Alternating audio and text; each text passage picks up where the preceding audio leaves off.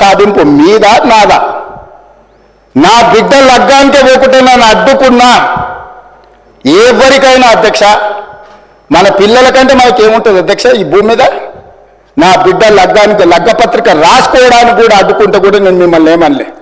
నేను పార్లమెంట్ సభ్యుడిగా ఉంటే, పార్టీ వర్కింగ్ ప్రెసిడెంట్గా ఉంటే, ఎవరో జర్నలిస్టు డ్రోన్లు ఎగరేసి వాళ్ళ విలాసవంతమైన బంగ్లాల వివరాలు తీసుకొచ్చి నాకు అందిస్తే వాటిని పత్రికలకు విడుదల చేసిన పాపానికి నన్ను అక్రమ కేసులు పెట్టి అదే చెర్లపల్లి జైల్లో డిటెన్షన్ సెల్లో పెట్టారు అధ్యక్ష. 16 రోజులు నిద్రలేని రాత్రులు గడిపిన పార్లమెంట్ సభ్యుడిగా, పార్టీ వర్కింగ్ ప్రెసిడెంట్గా అయినా నేను కక్ష చూపించలేదు అధ్యక్ష. నిజంగానే నేను కక్ష చూపించదలుచుకుంటే మీ కుటుంబంలో ఒక్కరు కూడా బయట ఉండరు అధ్యక్ష. అందరు చెర్లపల్లినే. నేను ఎలా ఎన్నికల ముందు చెప్పినట్టు మీకు డబుల్ బెడ్రూమ్ ఇల్లు మీరు పేదలకు కట్టియలే, మీ గ్యారంటీ కట్టిస్తే మీ కుటుంబానికి డబుల్ బెడ్రూమ్ ఇల్లు అని చెప్పుంటే అధ్యక్ష. ఎన్నికల హామీలు అమలు చేయలేదంటుంది కదా అధ్యక్ష. ఎన్నికలప్పుడు ఈ హామీ కూడా ఇచ్చిన. ఆ కుటుంబానికి చెర్లపల్లి జైల్లో డబుల్ బెడ్రూమ్ కట్టిస్తా, కొడుకు కోడలు అల్లుడు బిడ్డ ఉంటే వేరే వేరే ఎందుకుంటారు, అందరినీ కలిసి ఒకటే దగ్గర ఉండేటట్టు కట్టిస్తాను. కానీ ఆ హామీ కూడా నేను అమలు చేయలే. ఎందుకంటే నేను విఘ్నత ప్రదర్శించాలనుకున్నా. ఈ అధికారం ప్రజలు ఇచ్చింది ప్రజల సంక్షేమం కోసం, తెలంగాణ రాష్ట్ర అభివృద్ధి కోసం, పారదర్శకమైన పరిపాలన అందించడం కోసం నాకు అధికారం ఇచ్చిండ్రు.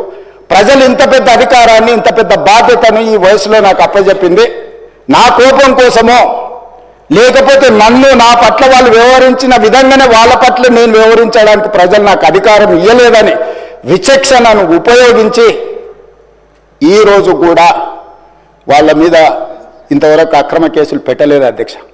కానీ సొంత పార్టీ ఆఫీసులో కూలీ మనుషులను తెప్పించి రికార్డ్ చేయించి పచ్చి బూతులు మీరు తిట్టిస్తే కూడా చెంపలు వలగొట్టేంత శక్తి ఉన్న సంవయనంతో ఊరుకున్న అధ్యక్ష. ఎవరైనా బజార్లో ఏదైనా మాట్లాడితే మాట్లాడిన దాన్ని కూడా సెన్సర్ చేస్తాం. బూతులు మాట్లాడినప్పుడు ఒక బీప్ పెడతాం అధ్యక్ష, టెలికాస్ట్ చేయొద్దని.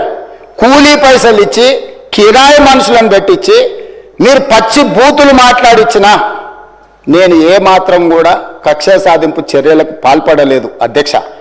కాబట్టి ఈరోజు మేమేదో కక్షా చర్యలకు పాల్పడుతున్నట్టు, మేము కక్షా చర్యలకే పాల్పడితే ముఖ్యమంత్రికి ఉన్న విశేషమైన అధికారాలతో మీరు ఒక్కరైనా బయట ఉండేటోళ్ళ? ఈరోజు తెలంగాణ సమాజం అన్నిటిని గమనిస్తుంది. ఎక్కడికి వెళ్ళానని అడుగుతుంది, ఇంకెన్ని రోజులు బయట వదిలేస్తావని తీసి లోపలే. అసలు నువ్వు లోపలేస్తావనే కదా నీకు ముఖ్యమంత్రి పదవి చేసింది, నువ్వెందుకు ఇట్లా సమయం పాటిస్తున్నావు లోపలేయమంటే కూడా నేను ఏ రోజు కూడా అటువైపు పోయలేదు అధ్యక్ష. అదేవిధంగా ధనిక రాష్ట్రం, మేము హామీలను అమలు చేసినాం. ఇక మేము సత్యహరిచంద్రుడు కూడా మమ్మల్ని చూసే నేర్చుకోవాలి, ఆయన కూడా మమ్మల్ని ఆదర్శంగా తీసుకోవాలి. ఇట్లాంటి మాటలు మాట్లాడుతూ పర్వాలేదు, వాళ్ళ గొప్పతనాలు వాళ్ళు చెప్పుకుంటే నా ఇప్పు నువ్వు గోకు, నీ ఇప్పు నేను గోకుతానే పాలసీలో వాళ్ళ గురించి వాళ్ళు గొప్పలు చెప్పుకుంటా అంటే నాకు అభ్యంతరం లేదు. కానీ ఒకటి రెండు విషయాలు, తెలంగాణ సమాజం వ్యవసాయ కూలీలు, వ్యవసాయ రైతులు, వ్యవసాయం మీదనే ఆధారపడ్డ ప్రజలు తెలంగాణలో దాదాపుగా 70% ఉన్నారు. 2014 ఎన్నికలలో ఘనత వహించిన చంద్రశేఖరరావు గారు రైతులకు ఇచ్చిన హామీ ₹1,00,000 రుణమాఫీ చేస్తా అని అధ్యక్ష. ఎన్నికలయ్యి అధికారంలోకి వచ్చిన తర్వాత ఏకదాటిగా ₹1,00,000 మేము రుణమాఫీ చెయ్యము, 4 విడతలుగా చేస్తామన్నారు అధ్యక్ష. ప్రతి సంవత్సరం మేము 25,000 4 విడతలే చేస్తామన్నారు. వీళ్ళు మొదటి 5 సంవత్సరాలు 2014 నుంచి 2018 వరకు ఎన్నికల వరకు వీళ్ళు చేసిన రుణమాఫీ ₹16,143 కోట్ల అధ్యక్ష.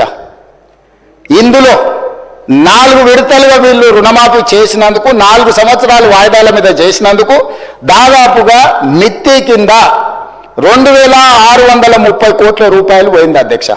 నికరంగా మిగిలింది వీళ్ళు చేసింది మొదటి 5 సంవత్సరాలలో ₹13,514 కోట్ల అధ్యక్ష. మొదటి విడత 5 సంవత్సరాలు కలిపి వారు చేసిన రుణమాఫీ.